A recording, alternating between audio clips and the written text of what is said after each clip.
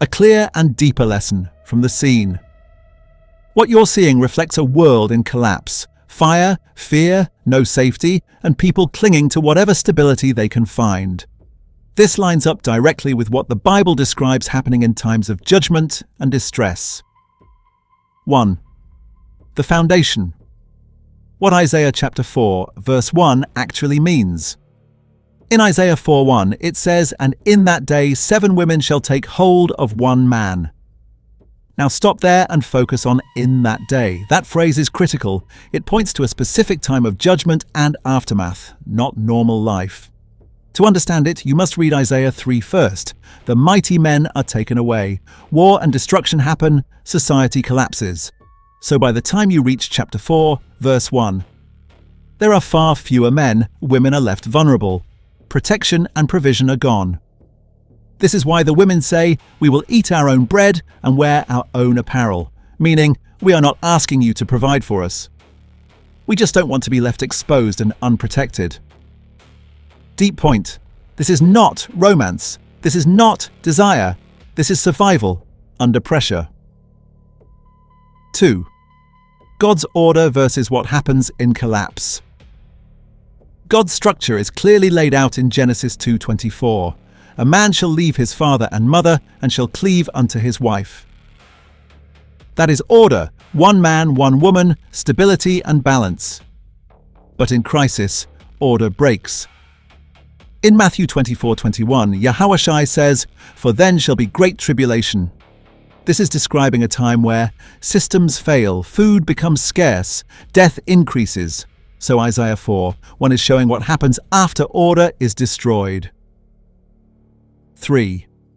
Why multiple women cling to one man. Now go deeper. It says 7 women take hold of one man.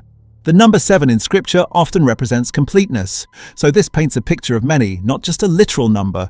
Why? Because men have died. Isaiah chapter 3. Danger is everywhere. A woman alone is extremely vulnerable, so they are saying, "We will provide for ourselves, just give us your name," meaning protection covering identity. Key truth: this is not about building a family, it's about avoiding destruction. 4. The role of the man, strength versus weakness. Now focus on the man. In a situation like this, everything is pulling on him: fear, pressure, dependence from others.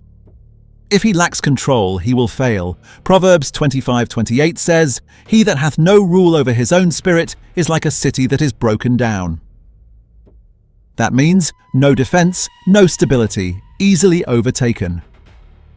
Deep breakdown. A man becomes weak when he is ruled by emotions. He reacts instead of thinks.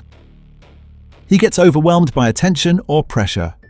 Especially in a crisis involving women seeking safety, if he moves by feelings instead of discipline, he will make poor decisions, lose leadership, endanger everyone. Real strength is self-control, clear thinking under pressure. Staying grounded in truth. 5. The reality of scarcity and desperation. Scripture shows how extreme things can become. In Isaiah 9:20, "They shall eat every man the flesh of his own arm."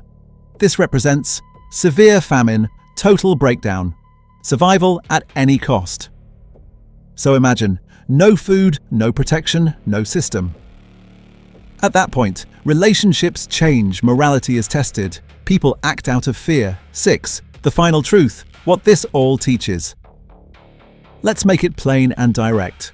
Isaiah chapter 4. Verse 1 shows desperation after destruction, not normal life. Multiple women clinging to one man is a result of survival conditions, not the original order. God's structure, Genesis 2:24, is still the foundation. In the last days, conditions force people into extreme situations, but the most important lesson is about the man. If he lacks self-control, he is weak. If he is ruled by emotions, he will collapse. If he stands firm in discipline, he becomes a point of stability. And above all, Matthew 24:35 says, "Heaven and earth shall pass away, but my words shall not pass away." Closing thought. When everything is gone, food, Order, safety, the only thing that will hold a person together is discipline, understanding, and truth, not feelings, not pressure, not desperation. That's the difference between being overtaken and standing firm.